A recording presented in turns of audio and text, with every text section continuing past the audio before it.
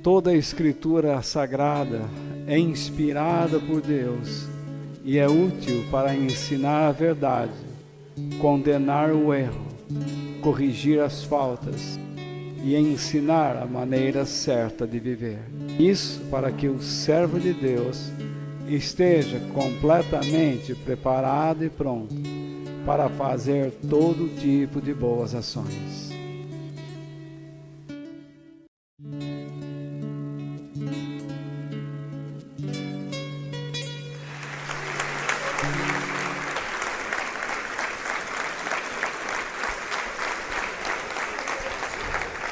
Essa é a 21ª semana que nós estamos falando somente sobre a fé. Quantas coisas eu compartilhei com vocês. Há um material vasto em nosso site, se você quiser baixar, tanto em textos, áudio e vídeo. Na noite de hoje, eu pretendo continuar falando sobre a fé de Abraão. É a última, porque durante 4 semanas nós tratamos sobre a fé deste grande homem, deste homem de Deus, que é reconhecido pelo próprio Senhor, denominado por Ele como o amigo de Deus. Nesta noite, eu quero falar com vocês, não sei por que eu fiz aqui, eu não sei por que alguma coisa acontece, eliminei, vamos de novo lá, isso que eu vou falar. Eu não sei o que acontece.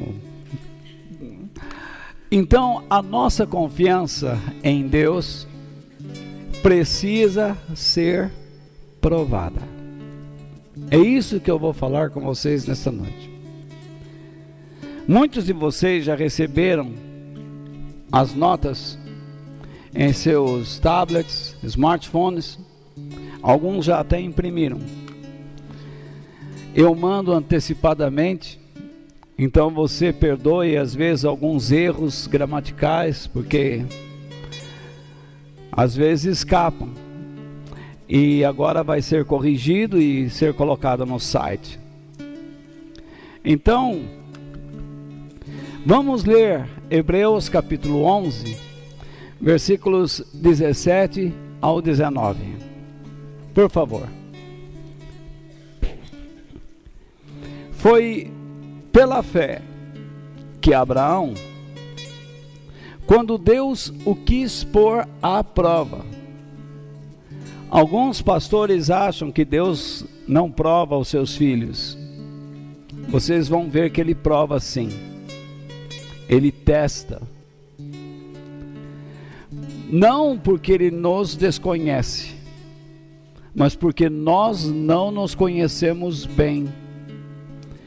E às vezes, nós precisamos discernir a quem estamos seguindo, se a nós mesmos ou a Deus. Para quem nós estamos encaminhando nossas vidas? Para os nossos objetivos ou para Ele? As coisas que acontecem em nossa vida são feitas pelo nosso esforço, pela nossa vontade, ou elas acontecem por meio da vontade de Deus para nos corrigir? Quando Deus o quis pôr à prova, repare que fez Abrão? Pela fé, ele ofereceu o seu filho Isaque em sacrifício. Deus tinha prometido, então agora o texto explica brevemente. Deus tinha prometido muitos descendentes a Abraão. Repare agora a conjunção adversativa aí. Mas, mesmo assim, ele estava pronto para oferecer o seu único filho em sacrifício. Deus disse: é por meio do seu único filho que eu vou formar uma nação.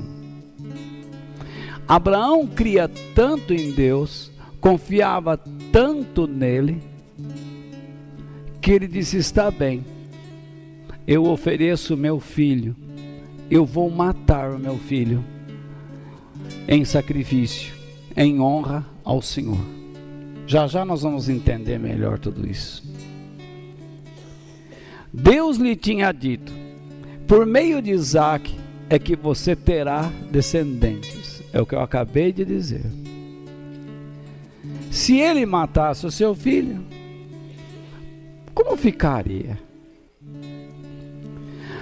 Agora repare o verso 19, porque é muito importante. Abraão reconhecia, vocês podem ver que eu coloquei até em versalete.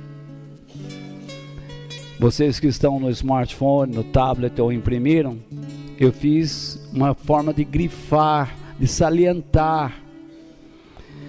Abraão reconhecia que Deus era capaz de ressuscitar Isaque.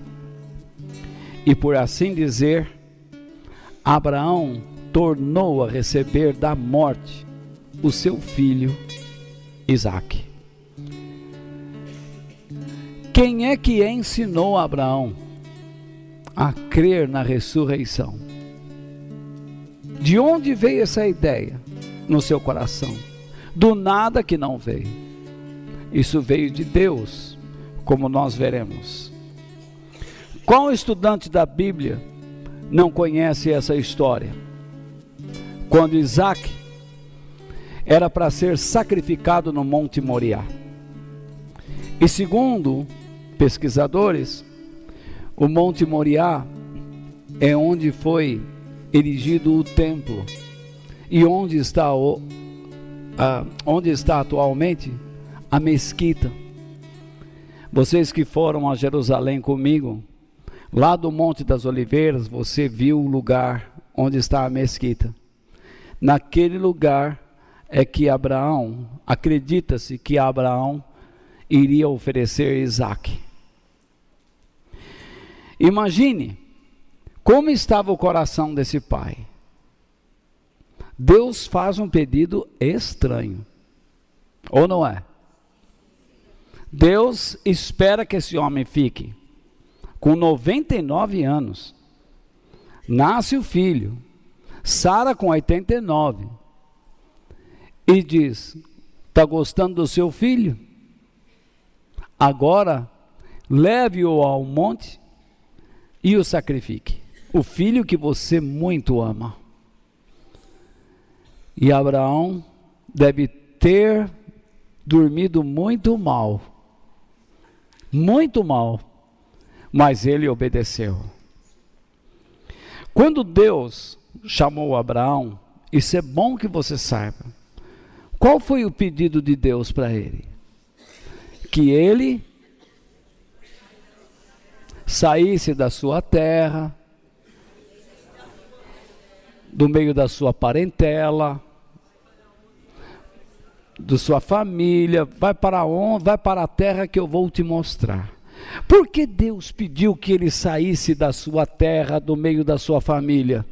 Porque Deus queria que ele abandonasse culturas que desagradavam ao pai.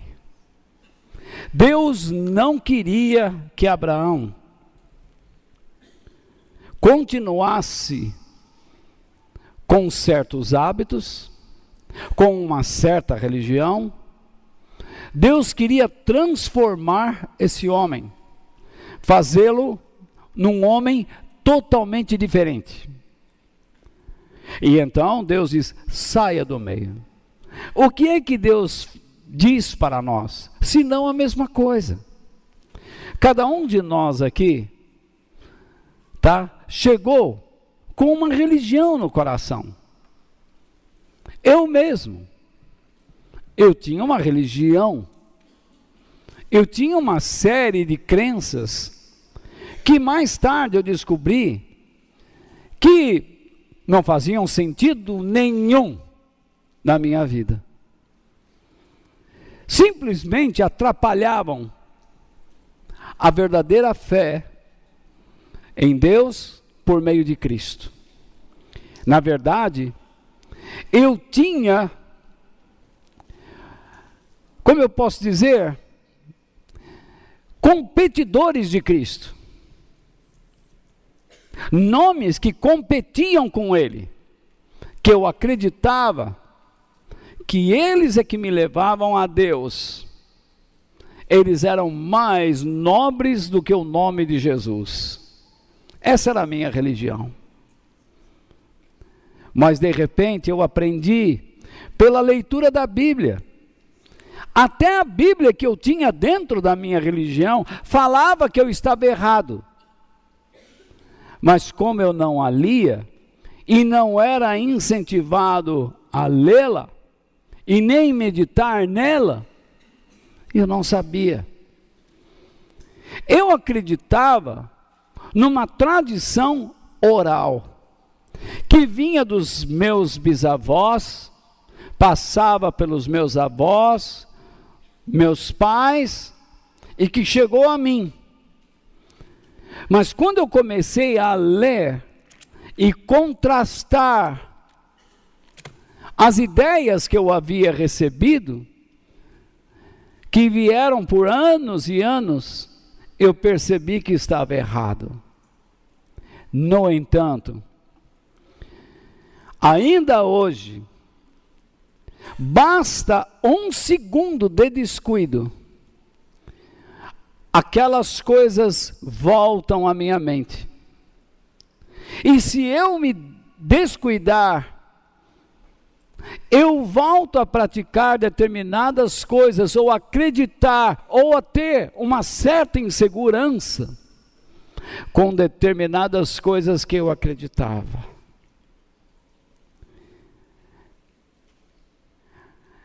E isso não é diferente na sua vida. Por isso que a palavra de Deus diz que nós temos que ser vigilantes, porque o diabo anda ao nosso derredor, rugindo como um leão, procurando a quem tragar. Deus pediu para Abraão abandonar aqueles costumes, porque nos costumes da terra de Abraão, era comum pais sacrificarem seus filhos em prol de prosperidade.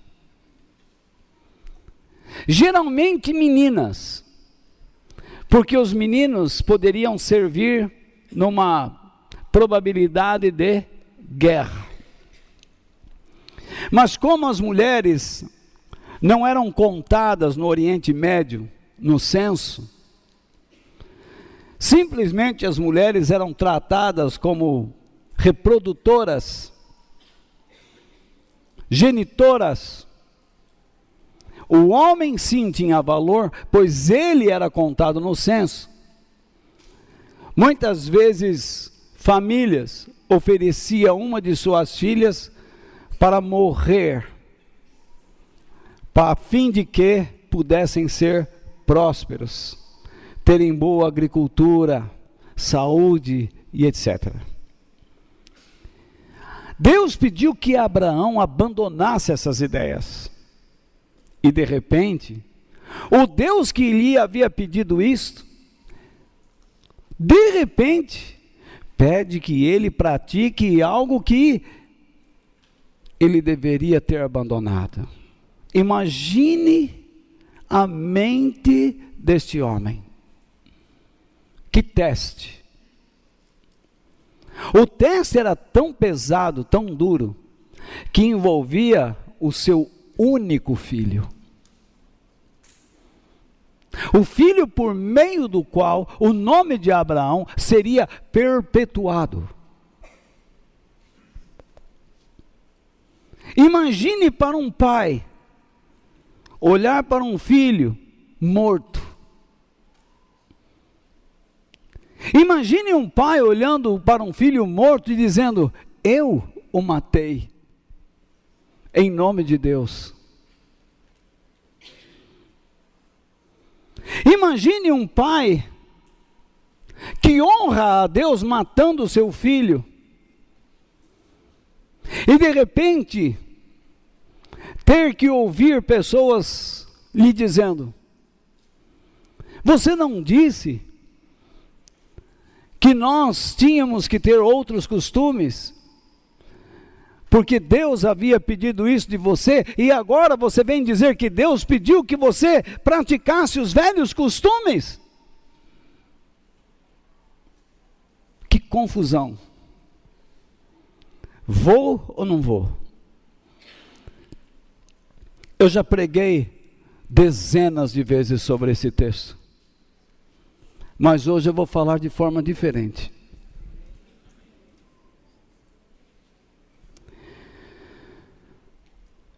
Na verdade, eu era até convidado para falar sobre esse texto. E as pessoas batiam palmas e levantavam e gritavam. Mas hoje, eu quero que vocês raciocinem comigo, na maior calma possível.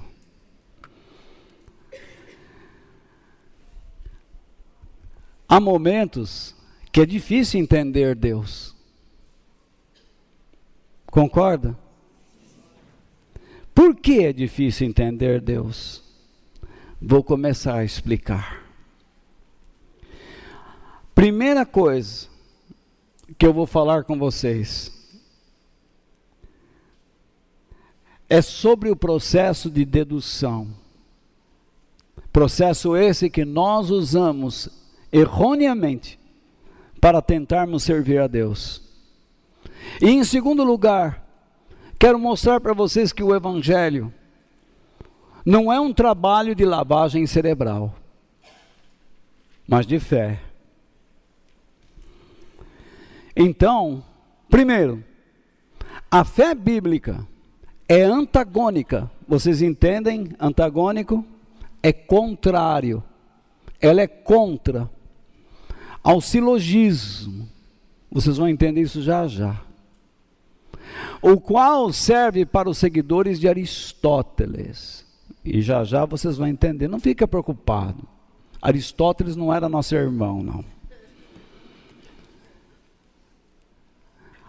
A fé bíblica é antagônica ao silogismo, o qual serve para os seguidores de Aristóteles e não para os cristãos.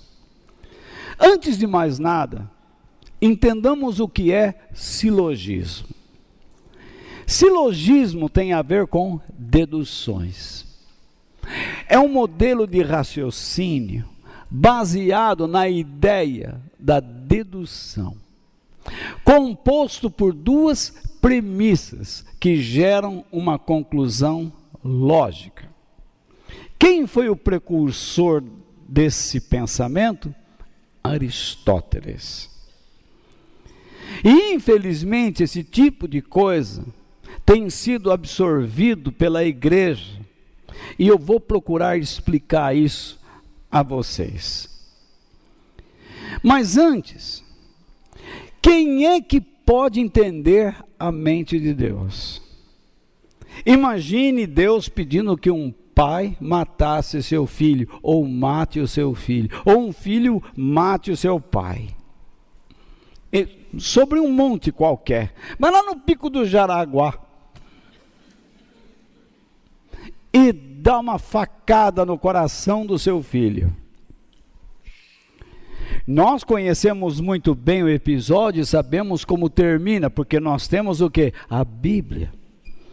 Mas Abraão não sabia como essas coisas iam terminar. Não é verdade? Tem situações na sua vida que não estão na Bíblia. Ou você confia ou não confia. E você não sabe como vai terminar. E o pior de tudo é que você não pode viver por silogismo, por dedução. Porque não dá para entender a mente de Deus.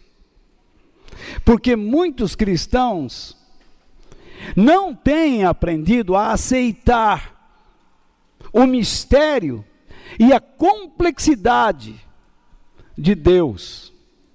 Acho assim, eu já vi gente dizer assim, Deus é muito simples. Será? Vamos lá. Primeiro, veja lá. Quando Deus criou o tal do anjo, do querubim, ele sabia que aquilo ia se transformar em um Satanás? Sim ou não? Por quê? Ele é onisciente. Então por que criou? Quando Deus criou Adão, ele sabia que ele ia implorar uma mulher? E que a mulher ia acabar com a vida dele, agindo como uma louca. Então, por que criou? Por que criou os dois? Porque Deus colocou o homem num planeta onde estava Satanás. Não podia ter colocado em Marte. Não podia ter pego a Terra e Vênus, por exemplo, e feito assim, Vênus, vem para cá, Terra, vem para cá. Ter dado a Vênus a condição, um local, uma condição melhor para gerar alguma coisa, que Deus não fez nada disso. Ele criou um planeta que um dia ele diz que vai ser destruído pelo fogo. Porque a humanidade que está aqui não merece. A sua companhia. Porque a humanidade só gosta da maldade, da mentira. Mas quem criou o ser humano? Foi Ele. Deus não é mais poderoso do que o mal? Mas Ele diz que Ele deixa o mal rolar, vamos dizer assim. E às vezes até usa o mal para fazer o bem. E você diz que Deus é simples. Nem a sua cabeça é simples. Um dia você fica pelado na frente do espelho, de cabeça, tronco e membros. E veja a simplicidade. Comece a examinar a simplicidade dos seus olhos, a simplicidade dos ouvidos, dos olhos, dos ouvidos, a simplicidade da sua articulação. É simples. Examine a simplicidade do mecanismo dos seus membros, como você toca nas coisas, como você consegue administrar, correr, andar, engordar, emagrecer, encher o bucho, desinchar o bucho.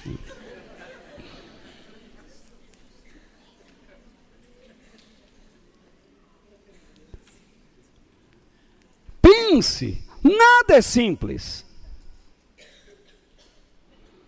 Tudo é perplexo, traz perplexidade, tudo é complexo. Tudo que Deus fez é complexo, inclusive Ele. Por que Deus fez assim?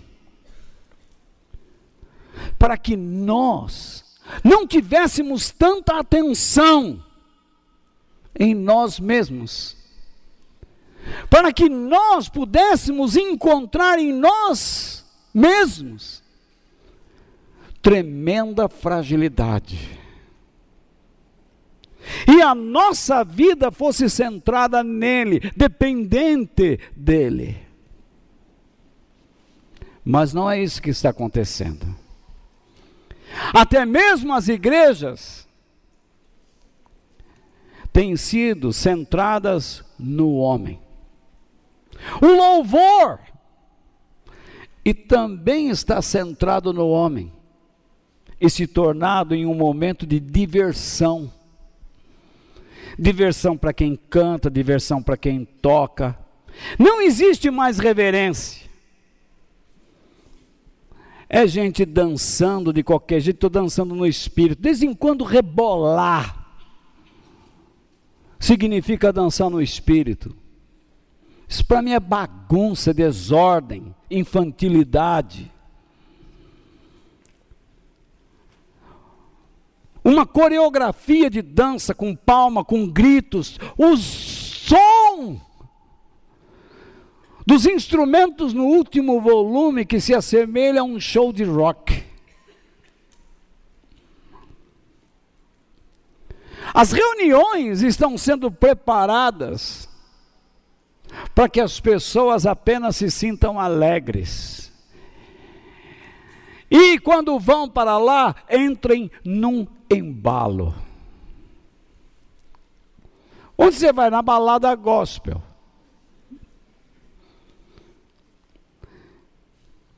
As igrejas se preocupam mais com seus palcos,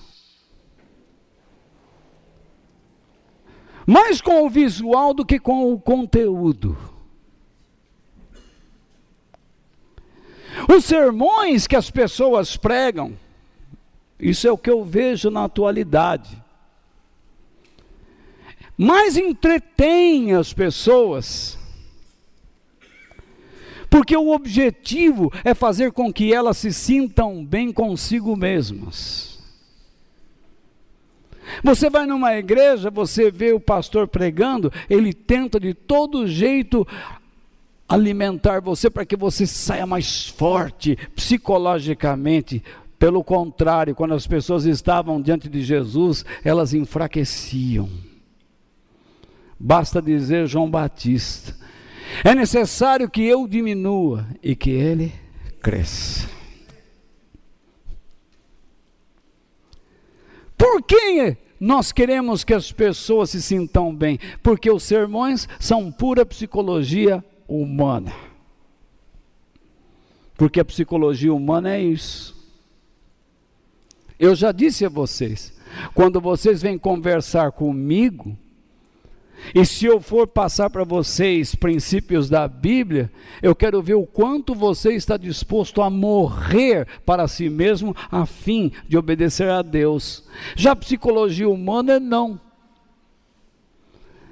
Procura dizer: você é um coitado, tenha paciência, vamos tentar resolver. Observe esses passos, você vai se sentir bem. É isso.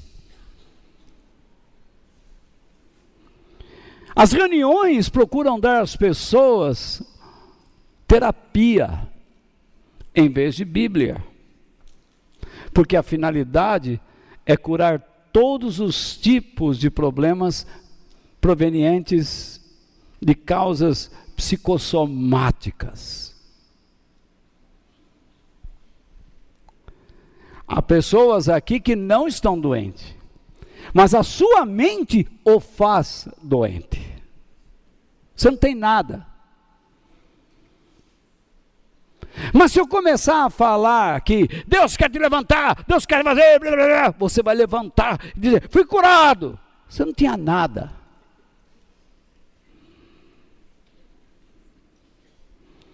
A sua mente pode colocá-lo numa cadeira de rodas.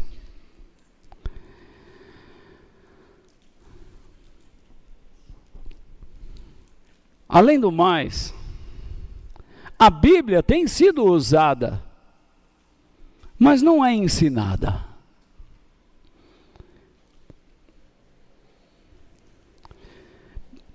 E, quando se lê a Bíblia, procura-se dizer às pessoas, em qualquer versículo, como elas podem ser bem-sucedidas, prósperas e encantadoras, fascinantes.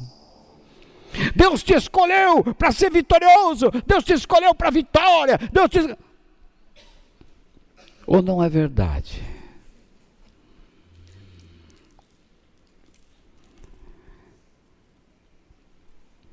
A Bíblia tem sido adotada mais como símbolo do cristianismo, em vez do manual de instrução divino. As pessoas carregam uma Bíblia para dizer, sou cristão, mas não lê. É como um cidadão brasileiro que vai à escola e sai um verdadeiro animal, um burro de pena. Não sai cidadão. Porque a escola que está aí, proveniente de vários governos, é uma verdadeira porcaria.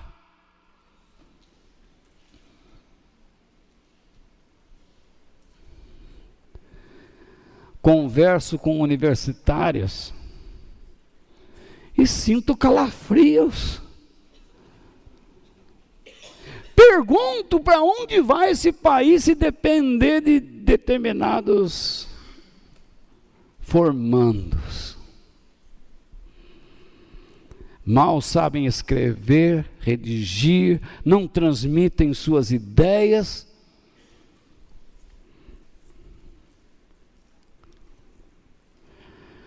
A Bíblia repousa em muitos púlpitos.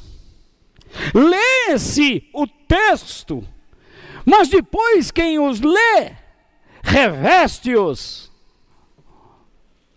com uma psicologia humana.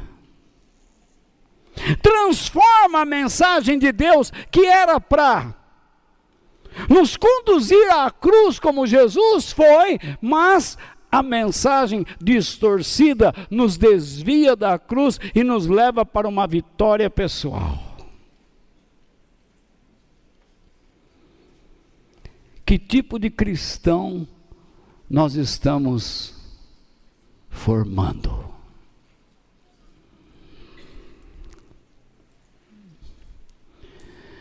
E então eu chego ao silogismo. Porque a Bíblia tem sido pregada no método de deduções, de premissas. Por exemplo, um vendedor diz que se o consumidor se sentir seguro em relação a determinado produto, este terá sua venda aumentada. Então, qual é a dedução? Qual é a premissa? Qual é a lógica para conseguir atrair e manter uma boa clientela a um determinado produto? A premissa é garantir a segurança ao consumidor. Ofereça alguma coisa que ele quer e você o tem. Essa é a premissa. Então, na igreja, se eu der à pessoa o que elas querem, elas ficarão aqui. Por exemplo, o que é dito? Se você der determinada quantia em dinheiro, Deus lhe dará em dobro. Já ouviu isso? Então, as pessoas acreditam nessa premissa, nessa dedução. Isso chama-se silogismo. E o silogismo tem várias etapas, mas não vou ficar entrando em detalhes. Por exemplo, aquele rapaz é baixo, portanto, ele não pode ser alto. É a dedução. Aquele rapaz é baixo, portanto, ele não consegue apanhar a fruta. É a dedução, ou não é? Acabou a luz, fique parado onde está, senão você vai tropeçar. Mas eu conheço, eu sei onde eu piso, mas a dedução do outro é que eu vou cair. Você que já está bem velhinho, não tome banho sozinho, porque senão você vai cair no banheiro. É a dedução, ou não é? Se você der o dízimo, Deus o fará próspero. Já ouviram isso? Eu conheço pessoas dizimistas, dignas de Deus, que não ficaram ricos. Dizem também, siga estes passos e veja o que Deus fará na sua vida. Dedução. Se você fizer esta campanha de 7 dias, você receberá o que quer. Já ouvi isso inúmeras vezes e continuo ouvindo. Basta você ir 7 dias e a dedução é que você vai alcançar o que quer. Compre este lenço, ande com ele no bolso e você será protegido por Deus. E no fim da história você percebe que está sem lenço, sem documento.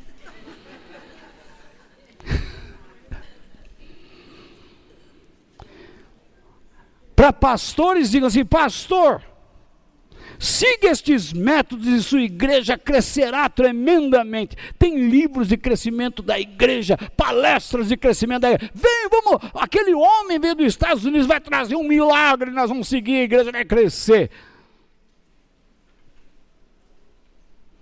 E a gente lê no livro de Atos que quem dá o crescimento é Deus.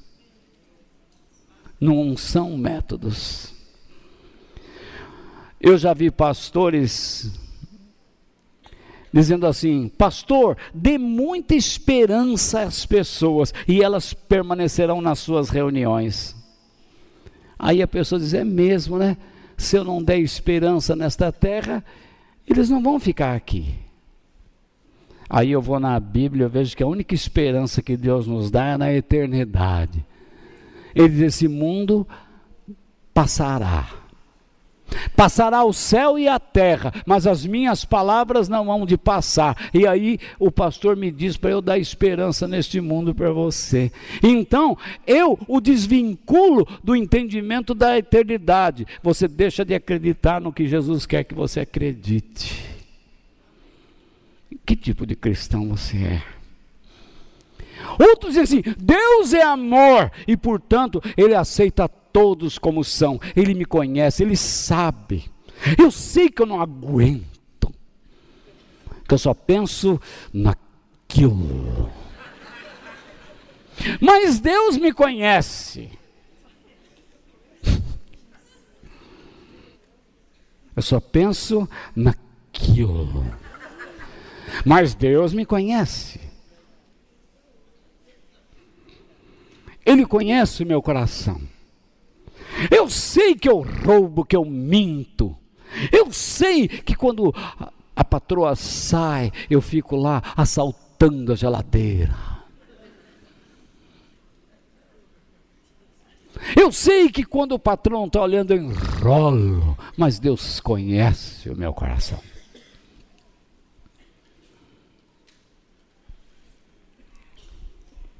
Outros dizem: tenha fé e você obterá tremendas vitórias. Que vitória! Muitos livros cristãos estão sendo escritos atualmente e não passam de métodos humanos, um verdadeiro lixo. Porque eles usam apenas o silogismo, a lógica, e deixa de lado a soberania divina. Para eles, Deus é muito simples. Como ter uma vida blindada, como ter isso, como ter aquilo. Você pensa que seguir psicologia humana vai blindar você? Se você não tiver uma vida cheia do Espírito Santo, se você não tiver a palavra de Deus guardada no seu coração, esquece. Você vai se arruinar. Nós encontramos títulos como, ou princípios, ou livros escritos para tentar explicar sobre determinados passos para a vitória, o método irrefutável para a prosperidade. Como ser próspero em 20 dias? Como conseguir os seus sonhos em oração? Como eu já disse, eu já ouvi pregadores experientes dizendo: quando você for pregar, nunca deixe de dar esperança às pessoas. Como que alguém desobediente, rebelde e não compromissado com o reino de Deus pode ter esperança? Como que um pai que não senta para conversar com seus filhos, que trata mal sua esposa na frente deles, pode ter esperança de um dia ser honrado por eles?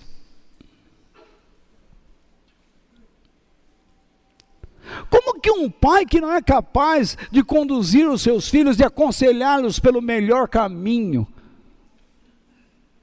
de dar um bom exemplo a eles, apesar das mazelas da vida que alcançam todos nós, pode ter esperança de um dia ser amado e honrado por eles?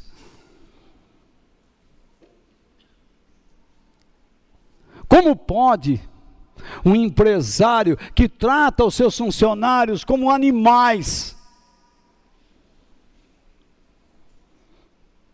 Como pode um supervisor que trata seus comandados mal educadamente, asperamente, brutalmente, ser um dia protegido por eles?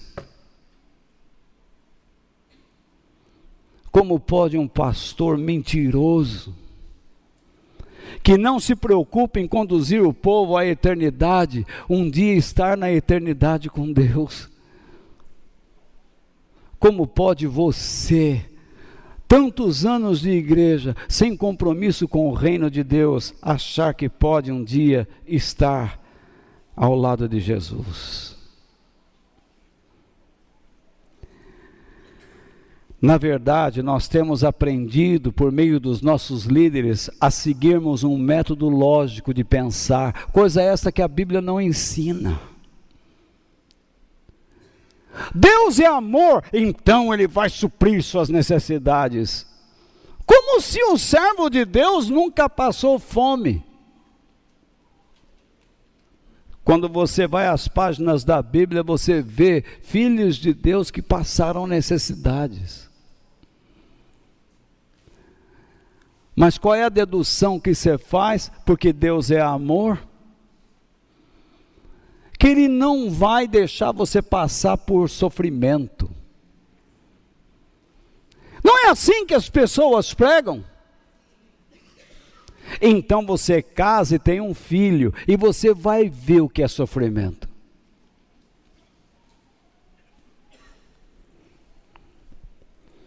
O cuidado que você tem que ter. Imagine aquela irmã aqui em Araçariguama, a mãe da Vitória. Cadê essa menina? Eles são cristãos. E olha o que essa mulher está passando.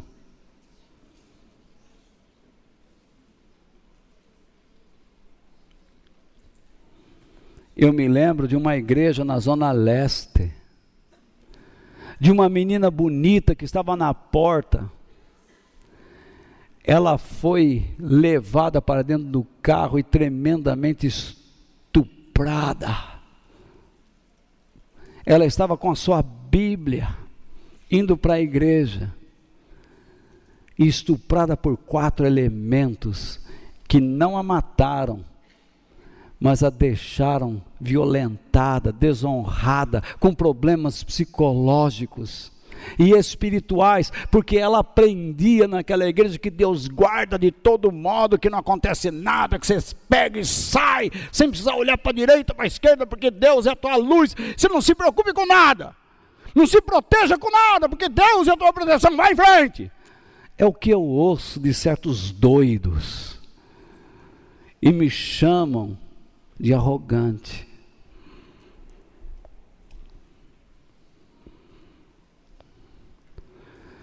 Eu ouço até pessoas dizendo que se nós dermos a Deus alguma coisa, então Ele dará a nós o dobro, o triplo, o quádruplo, o quíntuplo.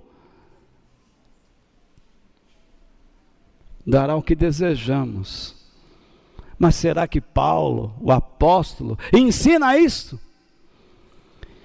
Em Romanos capítulo 11, a partir do verso 33, está aqui, você não precisa nem abrir lá. Eu coloquei aqui, ó. Veja lá. O que ele diz? Como são grandes as riquezas de Deus. Aí, como são profundos o quê? Ó, vamos enumerar, hein? Seu conhecimento, sua sabedoria. Quem pode explicar as suas decisões? Quem pode entender seus planos? Duvido que alguém saiba explicar isso tintim por tintim. E por não saber explicar, alguns acham, porque quem acha, porque quem acha não sabe e somente acha, que não se deve se aprofundar. Há quantos anos eu estudo a Bíblia? Há mais de 40 anos. Aí eu vejo um menino que vai na internet, tem 5 anos de cristão, porque a Bíblia diz isso, joga na minha cara. Eu tenho que olhar para ele. Fica quieto. O que esse rapaz fez pelo Evangelho? Aqui está um homem que fez algo pelo reino de Deus verdadeiramente. E ele é capaz de dizer como são profundos o conhecimento, a sabedoria, as decisões e os planos de Deus.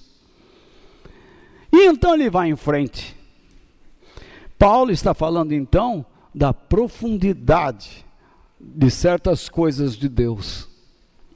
Aí ele diz, como dizem as Escrituras Sagradas, quem pode entender ou conhecer a mente do Senhor? Quem é capaz de lhe dar conselhos? Quem é que entende a mente de Deus?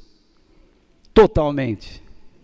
Por que Deus criou o diabo se ele sabia que ele ia ficar diabo? Por que Deus fez você casar e depois você ter tanta dor de cabeça com marido, com mulher, com filho, com trabalho, tanto esforço? Porque Deus colocou a gente nessa vida para trabalhar dia e noite. Porque Deus nos deu um corpo e permite que nós fiquemos doentes. Por que Deus me deu o zóio e depois mandou eu usar o zócoro? Porque Deus me deu os dentes e depois me fez perdê-los.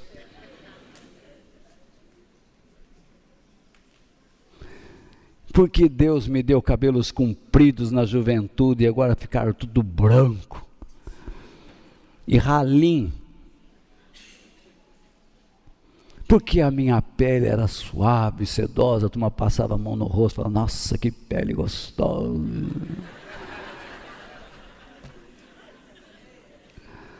Agora está tudo cheio de ruga.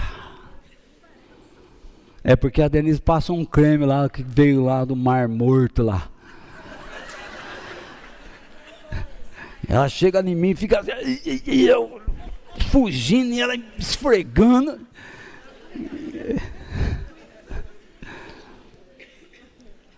Então, por que a gente tem que envelhecer?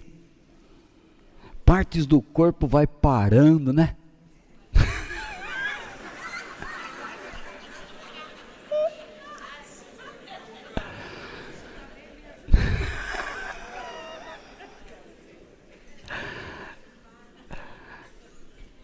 Por quê?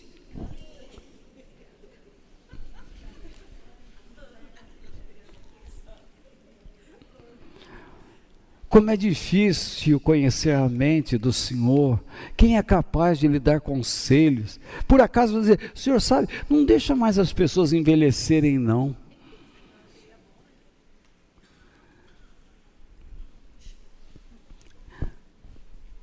Então,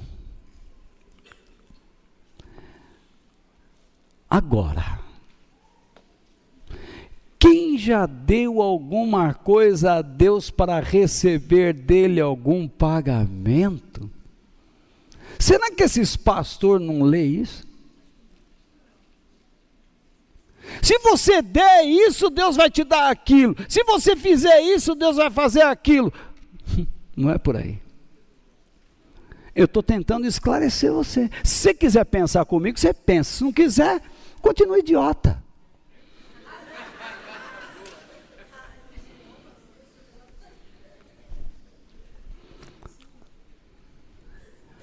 Continua na mão dessas turmas aí. Você acha que fazendo alguma coisa para Deus, dando alguma coisa, tem gente que chega aqui e fala assim, ó, eu venho nessa igreja, mas eu não fico no banco, o meu negócio é fazer alguma coisa. Fazer o quê? Eu quero agradar a Deus, já vi que eu vou ter complicação.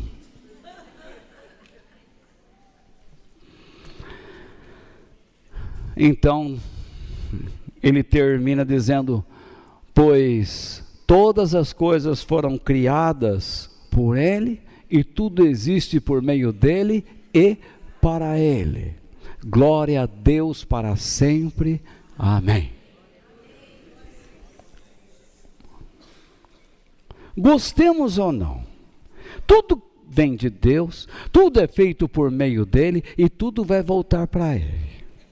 O seu filhinho que você ama veio de Deus, o Isaquinho. Sim, o filho de Abrão, o Zaquinho, veio de Deus. A gestação aconteceu por intermédio de Deus. Deus mesmo visitou lá, vocês lembram semana passada que eu falei?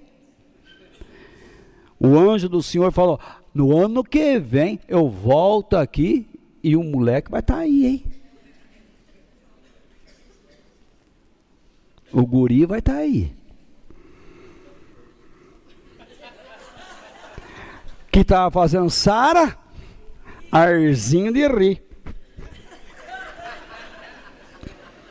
Como eu sendo velha vou ter um bebê? Até brinquei, imagine a amamentação dessa mãe. 89 anos, vem Isaac, vem Naná, tó.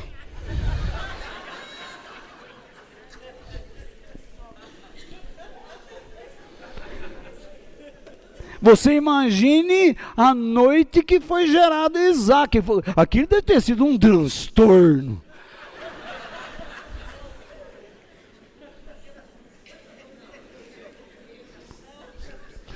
Abraão com 98 anos, Sara com 88, imagine.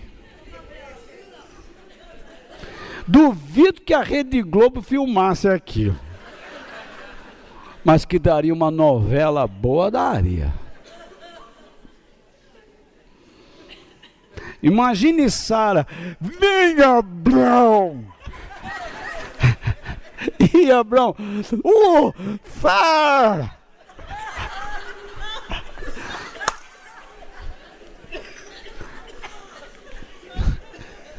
E a bengala?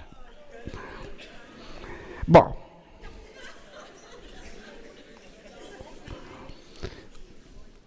o nascimento daquela criança veio de Deus, por intermédio de Deus, e deveria ser para a glória de Deus. Mas tanto Abraão como Sara deveriam ser felizes por participarem de algo que Deus estava fazendo. Esse é um dos nossos erros. Por quê? Quando nós vivemos o evangelho por dedução ou por silogismo, nós nos alegramos com aquilo que Deus nos dá, e não nos alegramos pelo que somos diante daquilo tudo que Deus está fazendo, porque para Ele não vamos viver.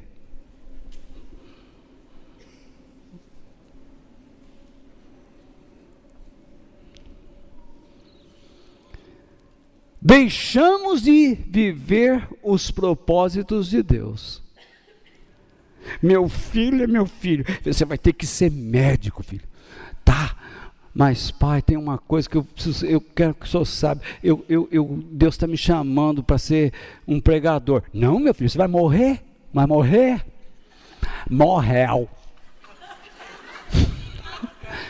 Desse jeito não, primeiro você vai ser médico, filho. Não, cara. Ou não é assim? Nós tiramos aquilo que pertence a Deus das mãos dele. Deus diz para mim: Walter, confia em mim.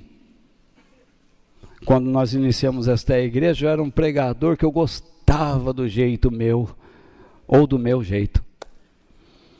Mas de repente Deus diz: pode parar. Pode parar. Está escutando? Pode parar.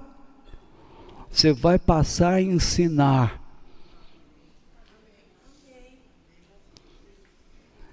Custou, gente, para eu aceitar essa ideia, porque era demais para mim. Teve a esposa de um homem muito famoso aqui em São Paulo, que eu até ajudei ele a entrar no ministério, que ela chegou para mim e disse assim: se você fica com esses negocinhos de estudinho bíblico, sua fé não vai acabar, e o povo vai tudo embora, não sei o que, sua igreja vai ser desse tamanho.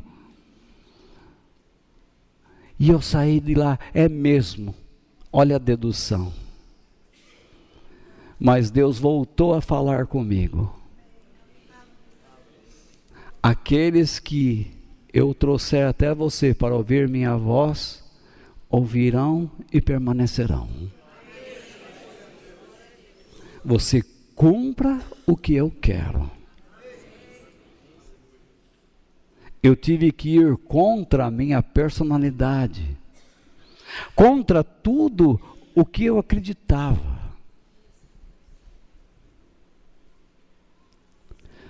Até pouco tempo atrás ainda lutava, queria forçar, então fiquei doente.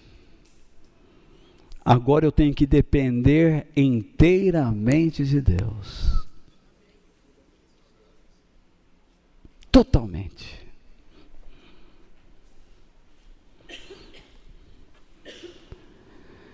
Como é difícil entender sua mente.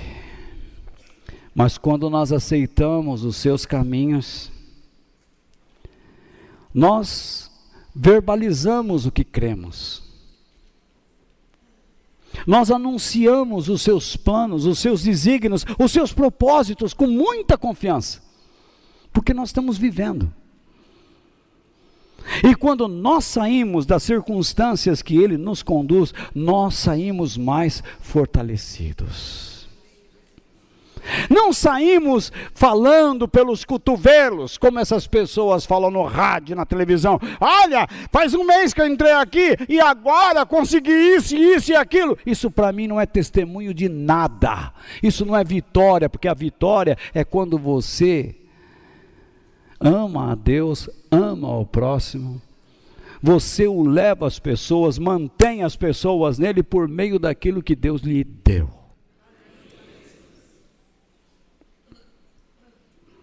Do contrário, você não tem vitória nenhuma. As bênçãos de Deus se transformam em maldições na sua vida. Por último, uma vez que eu sei que eu não devo agir por dedução, eu tenho que tomar muito cuidado com as pessoas que se aproximam de mim. Deus não age por coerção ou pressão, mas espera de você uma atitude de fé. Muitos afirmam que o cristianismo é lavagem cerebral.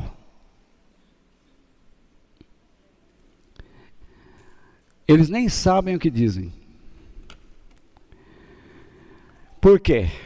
Eu coloquei aqui. Não há fórmula mágica na lavagem cerebral, pois ela se dá por meio de técnicas psicológicas comuns, mas em um nível muito extremo, usando o meio da força, do castigo, da punição ou da repressão. Quem não se lembra aquilo que aconteceu nas Guianas com aquele pastor Jim Jones? Em 1978 surgiram denúncias de tortura. Ele mandava torturar as pessoas que não pensavam como ele.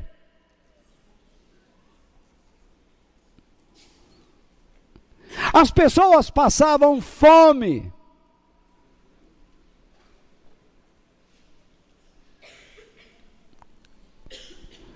Até pensarem como ele.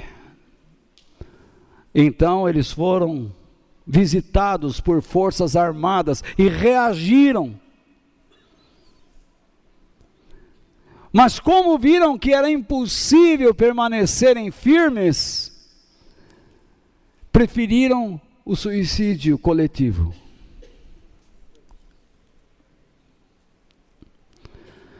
Houve um jesuíta francês chamado Simon, que sofreu brutalidade, segundo seus companheiros de cela e de prisão. Quando ele foi entrevistado por um pesquisador de lavagem cerebral norte-americano chamado Robert Lifton, ele descreveu o seu período prisional como o melhor tempo da sua vida, porque ele negou ter sido agredido. Você vê a que ponto chega a lavagem cerebral.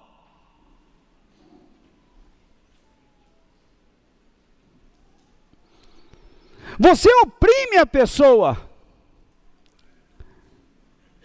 e então ela começa, por meio da opressão, a mudar seus conceitos. Lógico, usando psicologia. O padre italiano Francis Luca, que foi preso pelos comunistas na China, foi torturado, submetido a intensa pressão psicológica, até ceder e fazer confissões desejadas. Chegou a praticar atividades ilegais. O ex-padre passou a criticar o catolicismo e dizer que tinha ligações com o presidente de então, Harry Truman. Fato este nunca provado. Mas durante o período que ficou preso e torturado, e quando mudou suas ideias, ele ajudou seus captores a obter confissões de outros prisioneiros. E ao ser solto, nunca mais voltou a ser padre.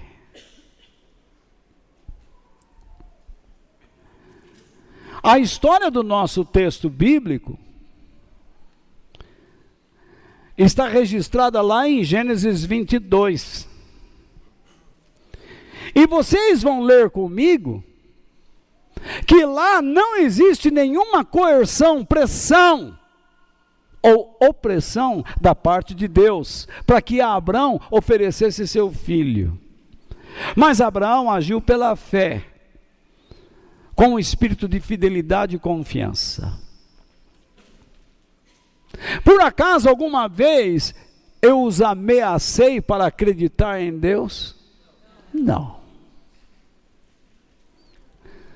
Para aquelas pessoas que dizem que lavagem cerebral acontece dentro das igrejas, é porque são tremendamente burros mesmo. Não conhecem nada de sociedade, de psicologia, de história, porque são incultos, mal educados.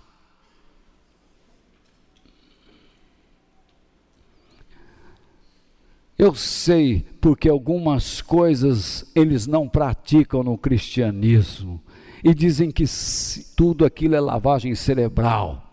É porque são egoístas e interesseiros e não amam verdadeiramente a Deus. Em Gênesis capítulo 22, versículos 1 ao 5, posso ler? O que é que está lá? Vocês estão ainda com coragem?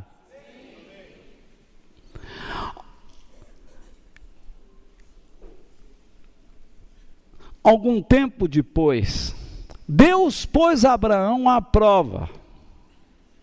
Deus o chamou pelo nome. E ele respondeu: estou aqui. Então Deus disse: pegue agora Isaque, o seu filho, o seu único filho, a quem você tanto ama, e vá até a terra de Moriá. Ali na montanha que eu lhe mostrar, queime o seu filho como sacrifício. E está escrito aqui que se você não for, vou te matar, se você não for, vou tirar tudo, se você não for... Não. Abraão, faça isso. Repare agora, no dia seguinte, Abraão ficou a noite inteira. Deus não falou mais nada com ele. Agora fica nas tuas mãos. Não existe coerção aí. Abraão se levantou de madrugada, arriou o seu jumento, cortou lenha para o sacrifício e saiu para o lugar que Deus havia indicado. Isaque e 2 empregados foram junto com ele. Agora, no terceiro dia, Abraão viu o lugar de longe. Então disse aos empregados: fiquem aqui com o jumento. Eu e o menino vamos ali adiante para adorar a Deus. Olha agora, daqui a pouco nós voltamos.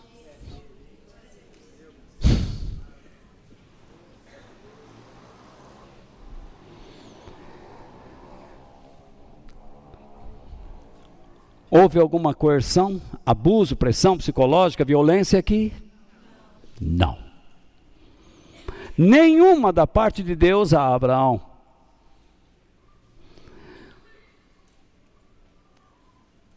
O que Deus pediu contrariava os seus interesses pessoais. Pois a promessa divina é que Abraão teria descendentes por meio de Isaque. Mas você percebe, terceiro dia, qual foi o dia que Jesus ressuscitou? No terceiro dia, Abraão chegou no lugar. E ele disse aos empregados: fiquem aqui, porque nós vamos adorar a Deus, e daqui a pouco nós estamos de volta. O que o nosso texto base diz, não precisa abrir lá. O versículo 19 de Hebreus 11 diz: Abraão reconhecia, isto é, ele acreditava, tinha confiança na palavra de Deus. que Deus era capaz de ressuscitar Isaque. Daqui a pouco estaremos de volta. E por assim dizer, Abraão tornou a receber da morte o seu filho. Então Deus não permitiu que Abraão matasse o seu filho, mas deu a ele um substituto. Porque Deus é o Deus que provê, Ele é o Deus de toda a provisão. O que é que Jesus disse sobre Abraão? Em João 8,56 está escrito: Abraão, o pai de vocês, pai na fé, ficou alegre ao ver. O que significa ao ver? Adquirir conhecimento e o significado de algo. Que algo é esse? O tempo da minha vinda. Quem está falando isso? Jesus. Quer dizer que Abraão viu Jesus? Foi. Mas ele não viveu com Jesus. E daí? Quem anda com Deus enxerga o futuro, enxerga o passado e vê até a eternidade. Por meio de quem? De Cristo. Ele viu esse tempo e ficou o quê? Feliz. Sabe o que significa a palavra feliz? Esse adjetivo? Bem-sucedido. Extremamente alegre. Imagine um homem disposto a oferecer o seu filho calmamente alegre.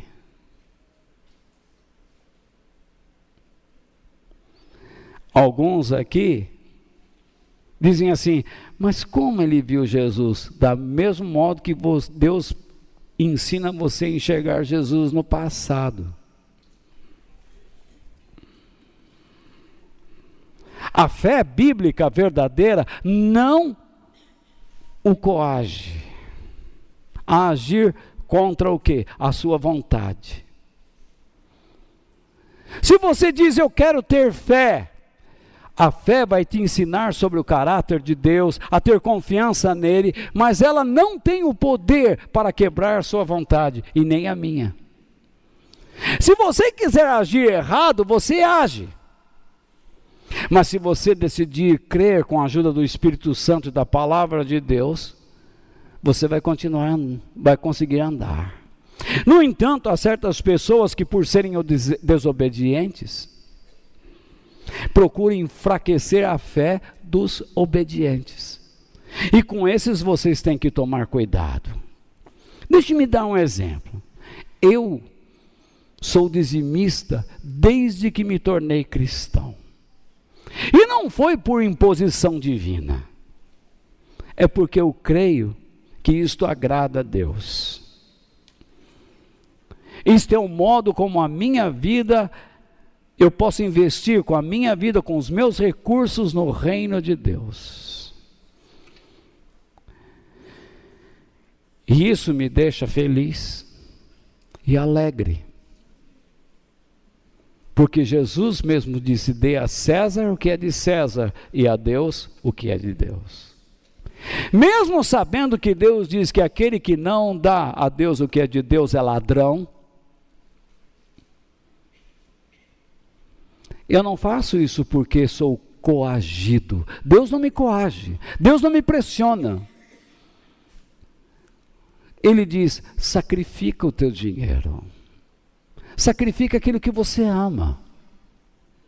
Você já reparou como nós temos dificuldades de sacrificar o que amamos?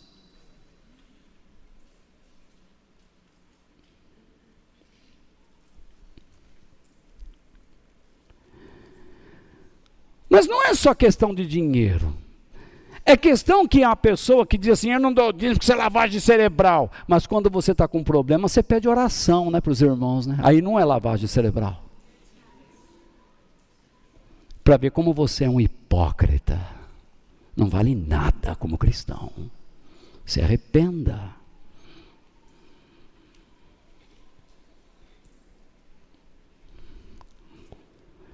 Eu quero ser dedicado a Deus. E quero aprender a amá-lo e também aprender a amar o meu próximo. Agora, quando Jesus ensinou sobre a importância disso, se eu quiser fazer isso é porque eu sofri lavagem cerebral? Não. Estas coisas me fazem enxergar Jesus como aquilo que Abraão fez, o fez enxergar Jesus. E ele ficou feliz, e isso me faz feliz.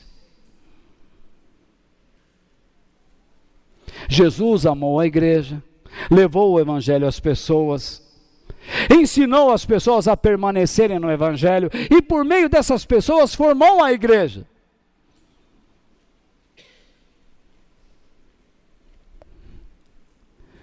Quer dizer então que se eu amar a Deus e o próximo, evangelizar, ensinar pessoas e fortalecer a igreja do Senhor com a minha dedicação, meus dízimos, minhas ofertas, então foi feita uma lavagem cerebral? Não, nenhuma coerção foi feita a mim. Estas coisas eu as pratico, ou procuro praticá-las, porque elas me fazem enxergar Jesus.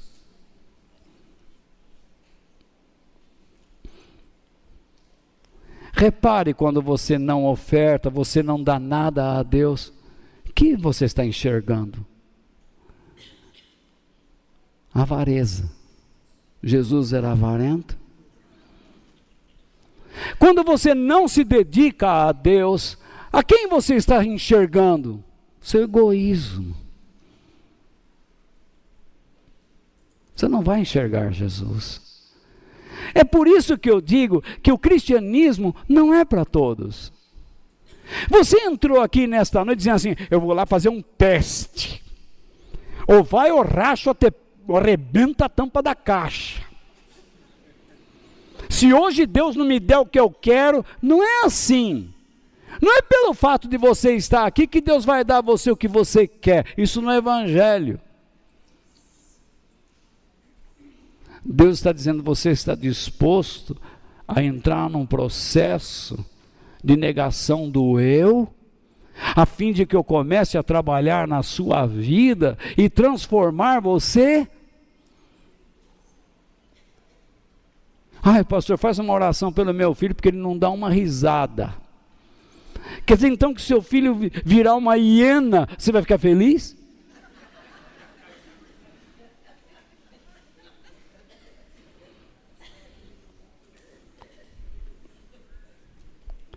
A única promessa que Jesus fez aos seus seguidores é a vida eterna. Mais nada. Justamente para não ser acusado de uma pessoa que faz lavagem cerebral. E a única promessa que a igreja deve fazer às pessoas é a vida eterna. E que vocês confiem na providência de Deus enquanto vivem neste mundo. Aos ricos aprendam a viver com a riqueza, aos pobres aprendam a viver na pobreza, mas todos aprendam a ter dignidade e sejam comprometidos, porque Deus fez o rico e fez o pobre, cada um para um determinado fim. Deus provará a nossa fé? Claro que sim. Por meio da obediência, diante das promessas que Ele nos dá. Se aquilo que você recebe é somente para o seu prazer, logo você se esquecerá que aquilo que você recebeu veio de Deus. Deus me deu um filho. Aí você passa a viver para ele, tira os olhos de Deus e vive para o seu filho mimando e só cuidando e querendo que ele seja o que você quer. Você tirou de Deus, você já não diz mais, ele veio de Deus, ele está crescendo por intermédio de Deus e ele não vai voltar para Deus porque ele é meu.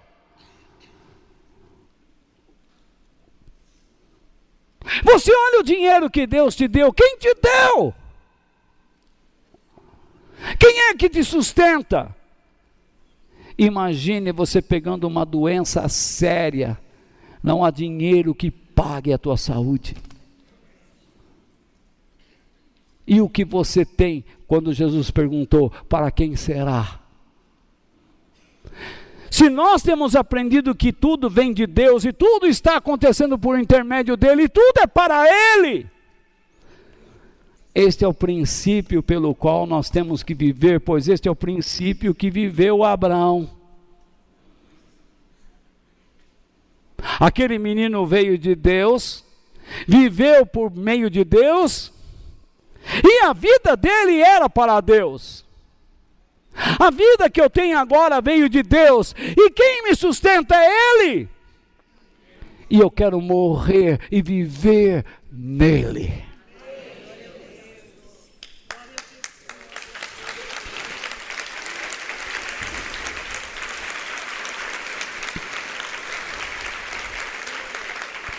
Os planos de Deus são perfeitos e visam abençoar você, deixar você alegre pelo fato de estar participando dele. Assim foi com Abraão. Abraão viu algo no futuro, ficou feliz. Moisés tirou o povo de Deus da morte e conduziu pelo deserto, e não é assim que Jesus fez? Sansão brincou com a sua vida, mas quando estava cego, se dispôs a morrer para si mesmo, e até fisicamente, ao derrubar aquelas colunas, ele preferiu a morte em vez de se associar ao paganismo. Sadraque, Mesaque e Abdenego preferiram a fornalha acesa em vez de se dobrar a uma estátua de ouro. E quem eles encontraram lá? Daniel preferiu a cova com os leões, em vez de se dobrar a homens mentirosos. E quem ele encontrou lá? Jesus. Sempre que Deus lhe faz uma promessa, Ele vai lhe dar provas. Ele vai testar sua fé. Você diz: pai, eu não aguento mais viver sozinho, me arruma a cara metade. Tá bom. Então Deus vai provar se você vai viver para Ele ou para si mesmo. Você diz: Deus, eu preciso de um emprego, eu não estou numa situação, numa pindaíba lascada.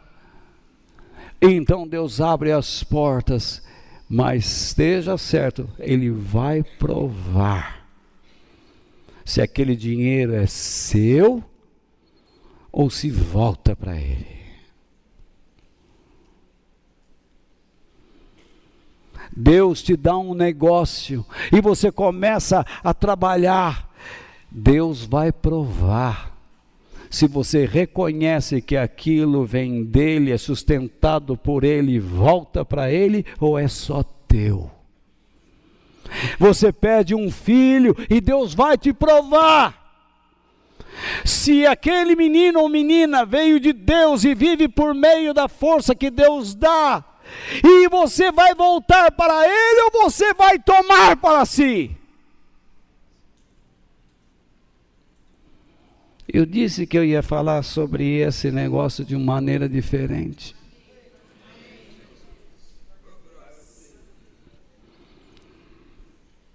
Todo mundo gosta da pregação que diz: quando Isaac estava lá, então Abraão pegou a faca e foi, Deus diz: pai, Abraão. Aí o povo: amém, aleluia.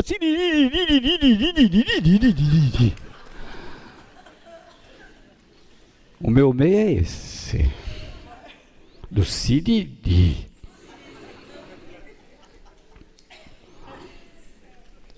Quando o Abraão olhou, viu o quê? Um cordeiro, com os chifres nos arbustos. Deus disse a Abraão: agora eu sei que você me ama. Você é capaz de oferecer a mim o que mais ama. E eu vou dar a você o que mais amo. O Cordeiro de Deus que tira os pecados do mundo. Porque Deus amou o mundo de tal maneira que deu o seu único Filho, para que todo aquele que nele crê não morra, mas tenha a vida eterna.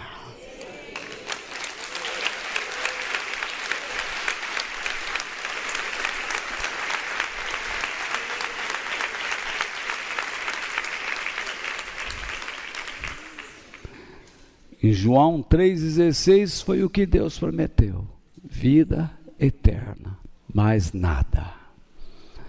No Novo Testamento, Deus não promete dinheiro, Deus não promete Michael Kors, Deus não promete sei lá o que mais. Se você tem, compra. Se não tem, 25, March 25.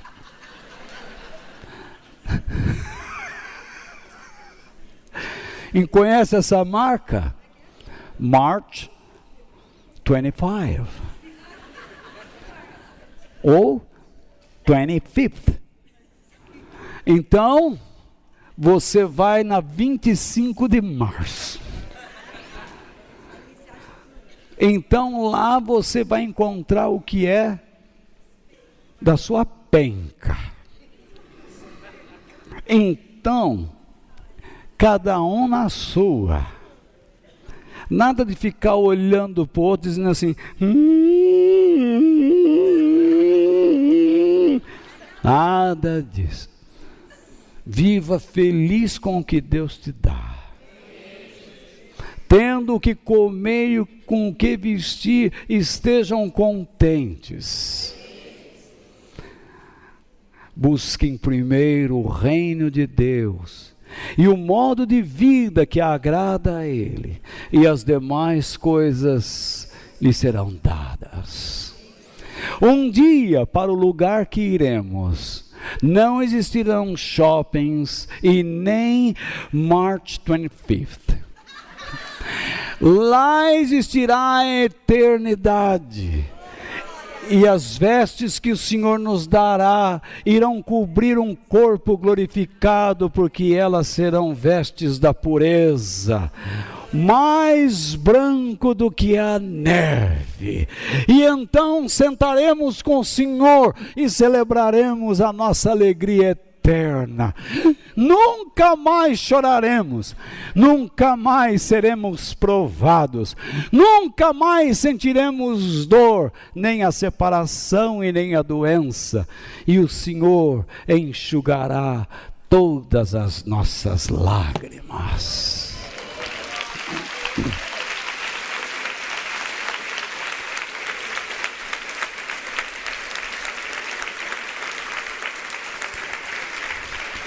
Todos que andaram com Deus,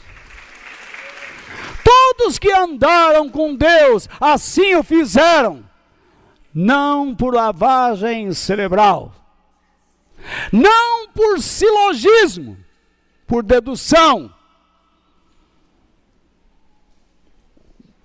Os meus caminhos não são iguais aos teus caminhos. Os meus pensamentos não são iguais aos teus. Os meus caminhos são mais elevados, assim como os meus pensamentos. Nunca mais diga, se eu for à igreja minha vida vai melhorar, porque pode piorar.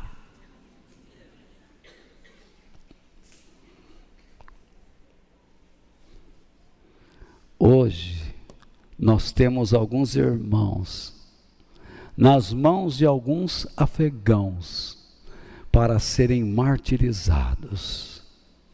Sabia? Enquanto nós estamos aqui, reclamando que chegamos às 9.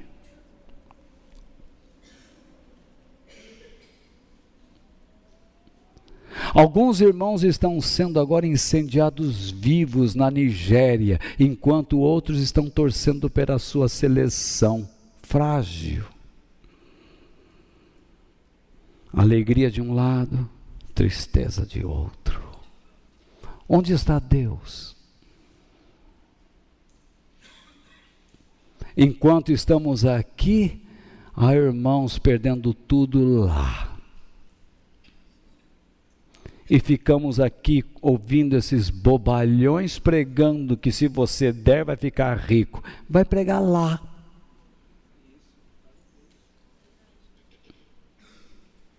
Vai lá. Entra num hospital, como eu vou lá no câncer, e sai impondo as mãos sobre os outros, inclusive sobre mim. Expulso tudo o diabo que está aí.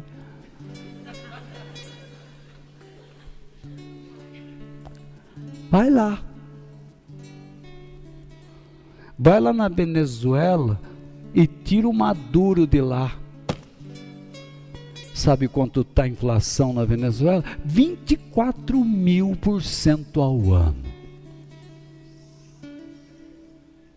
Não dá para imaginar um negócio desse.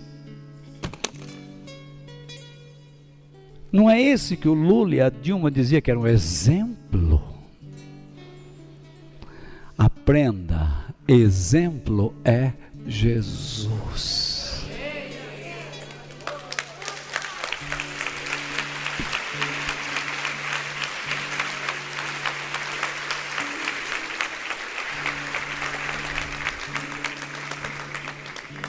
A minha esperança é um dia estar na eternidade. Mas antes disto, quero provar a mim mesmo que amo a Deus, não por coerção, mas porque Ele me amou primeiro. Eu não estou aqui por lavagem cerebral. Eu não dou minha oferta por lavagem cerebral. Eu não prego por lavagem cerebral e não a faço em ninguém. Mas se você confiar em Deus, faça como eu fiz. Em nome de Jesus. Que Deus nos abençoe.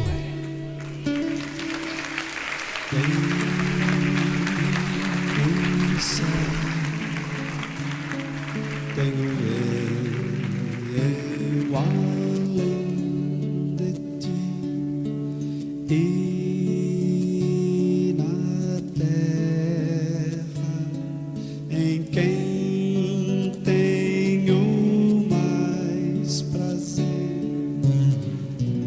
Não há outro Deus semelhante a ti.